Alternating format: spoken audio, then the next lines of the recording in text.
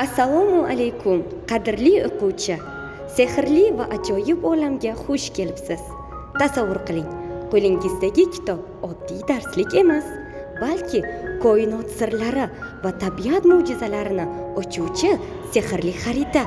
Bu kitobda matematika va tabiatshunoslik fanlari bir-biri bilan do'stlashib, sizga yordam berishga tayyor turibdi.